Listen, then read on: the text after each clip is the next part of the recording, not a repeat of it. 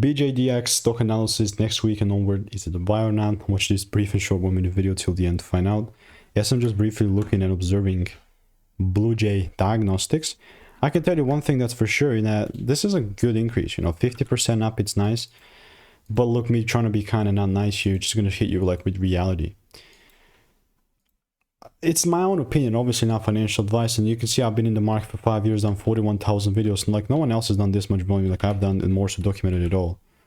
But ultimately, track recorded, and if there is a double break, I'm still gonna be willing to take it down. Like one pump up like this, neither two is not like it's gonna shift its whole demeanor.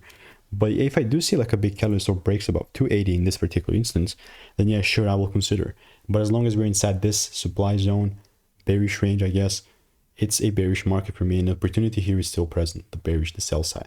So if you do want to learn how I'm making 5-10K per month trading, click the first link in the description, get my free emails and insights, and I'll continue to keep you updated.